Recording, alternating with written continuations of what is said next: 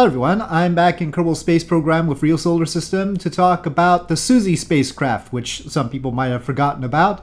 It is a proposed spacecraft from the European Space Agency. It has crew up front. Those are windows on that side, but there are a lot of RCS thruster ports.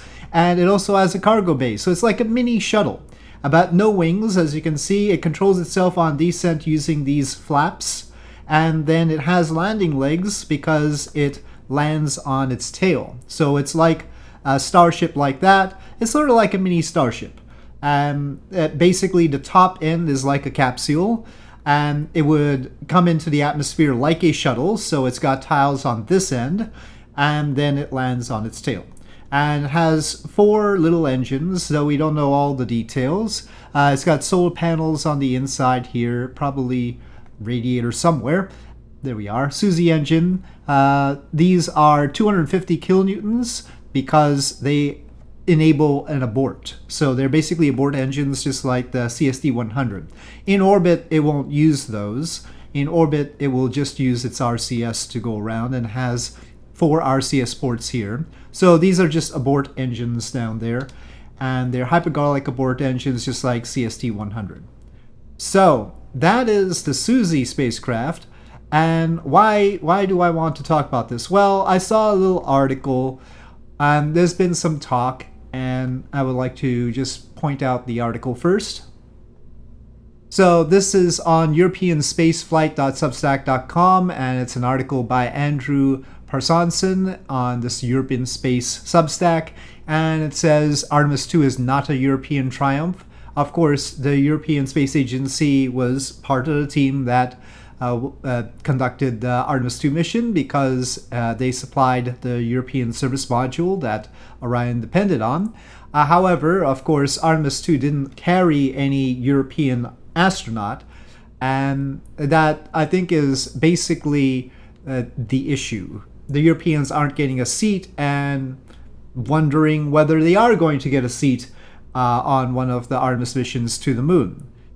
So it talks in detail about the issues. And overall, I agree. First of all, I think that the European Space Agency should get a seat on Artemis 4. After all, they did the European Service Module. They've been a good partner to NASA, and I think that should be a thing. But they were supposed to be part of the Gateway Space Station, and I think that the article is correct that the European Space Agency should consolidate the main non-NASA international contributors and then build something with them. So JAXA, the Canadian Space Agency, maybe they could involve the Indian Space Agency with its Gaganyaan spacecraft because it actually has a spacecraft being developed. The Japanese have a supply vehicle that they have, the HTV-X, and then Europe, of course, has its rocket and could easily make a spacecraft as well, like SUSIE. So this is what brought SUSIE to mind. SUSIE is not mentioned, I think directly, but it does mention a crew launch abort demonstrator that would provide crew rating for the Ariane 6 launch system.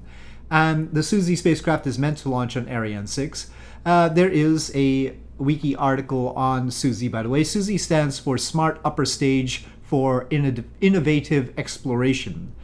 I don't know if it's an upper stage, but they just really wanted SUSIE, and I approve. It's easy to say.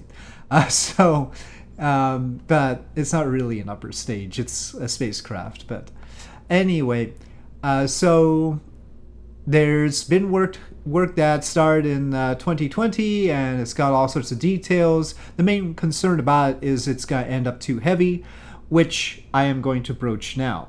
So the problem is it really suited to Ariane 6? And Ariane 6 has its own payload capacity. I've set SUSIE here to be within that payload capacity because they need it to be. And in that case, it's 19.5 tons, which will work out as long as Ariane 6 has its 4 boosters. And some of that is propellant. And it should be possible to make something like this dry mass of 16 tons, but it could go over. And then if it goes even a little bit over, during development things go over mass. And if it goes even a little bit over, it's a problem for the Ariane 6. So what about Ariane 7? You might have noticed I've got an Ariane 7 here. What's Ariane 7? Well, Ariane 7 is with the Prometheus engine. The Prometheus engine is a methane oxygen engine that's meant to turn the Ariane 6 rocket into a recoverable first stage. So we have 7 of these Prometheus engines, each providing 1,000 kilonewtons, and they have 300 to 344 seconds of ISP. I think they're gas generator engines, I forget. And they are just going to be Methalox. So this ends up being sort of a lightweight Methalox system, akin, sort of like a Methalox Falcon 9 more than anything else, which leads me to believe that eventually there's going to be 9. Isn't it the case that usually they start out with 7 and always end up with 9? Like, New Glenn's going to end up with 9. I think Neutron's probably going to end up with 9 if they haven't done that already. So, yeah, I thought Neutron started off with 7 as well. But anyway, they all try to not do 9 but end up with 9. I've still got the 6 on here because I'm using the same tank. But here we have the Vinci stage. But you can see the problem with the Vinci stage. It doesn't have much thrust. And it doesn't seem particularly optimal for helping out here. We've got a pretty high thrust lower stage with those Prometheus engines, 1.56. But then we go to a low thrust upper stage. And it's not really taking advantage of all the thrust that we could use, and then it's got this low burn, it's got the high burn time and low thrust. So we probably need to replace that with a Prometheus vacuum, even though the Prometheus vacuum is not as efficient as the Hydrolox Vinci engine. So we remove all the tanks here. Well, let's just remove the hydrogen and oxygen. Oops, I accidentally did the hydrazine, even though that's exactly what I didn't want to do. That's 40 RCS. And okay, 1.15 is healthy. It's a little bit heavy. Let's see. It can still work out. I mean, but we're sort of heavy still. It might need boosters, but then it can't be recoverable. So maybe they need to make the Ariane 7 into something that's actually meant to launch the Suzie instead of the Suzie having to fit the constraints of the Ariane 6. That might be a thing. But I think the Suzie has merit in that it's an interesting thing to pursue as opposed to just doing yet another pod. And if it doesn't work out, they'll learn something. But it's not worthwhile, I think, for them to do anything not innovative at this point. Let's just launch it and find out. Maybe I'm asking too much from the upper stage.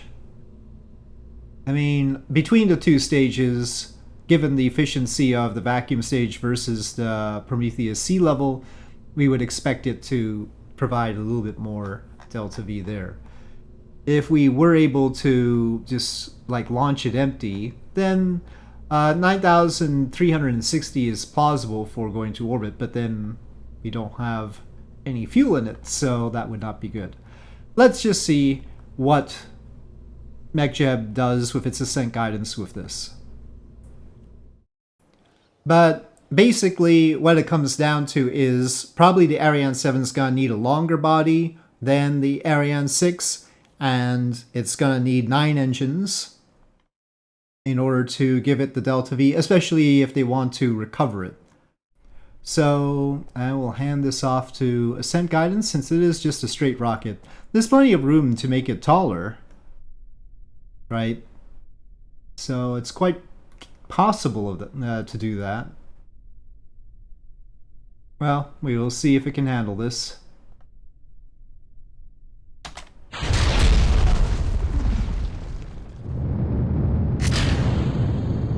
Off it goes.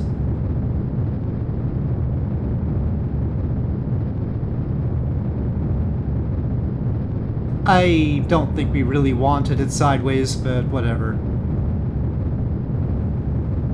And of course, we're not taking into account what cargo would go in the cargo bay, so that would be extra mass as well. Ariane 6's 4 booster capacity is stated to be 21.65 tons, which means that, as I've got it here, it would only be able to take about 2 tons in the cargo bay, which can still do some work, but perhaps they could underfuel the launch abort system, and I mean, because right now we're carrying about 600 meters per second, which is probably more than necessary. But it depends. Okay, ignition of the upper stage. Oh, it's using its flaps somehow. Probably should disable those. It's trying to flap its way to orbit. Well, right now we're only asking 80 meters per second from the pod. So actually it could probably do that with the RCS. Now it's going to try to do that with the abort engines, which it ought not to do, but 80 meters per second is quite doable to complete orbit. But again, we're not carrying any cargo in. Let me turn off auto stage and maybe I can try to demonstrate that. And just for looks, let's disable the controls here. Alright, they're all disabled.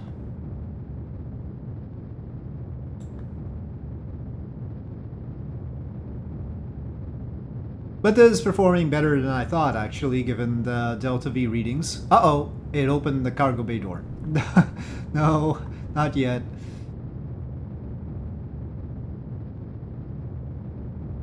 Okay, stop that. It's because they're solar panels, and it's deploying the solar panels, I bet.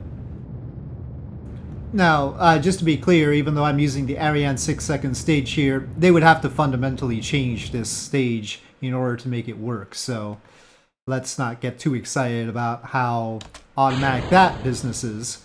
But alright, we did better than I thought we would with the rocket. In fact, our periapsis is 15 kilometers already. Let me disengage autopilot. We certainly don't need to worry about the abort fuel anymore. So actually just a mild lightening of the abort load would be fine.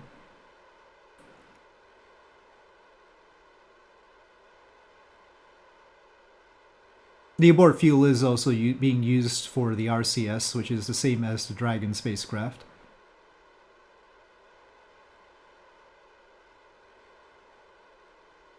Okay, let's make orbit here.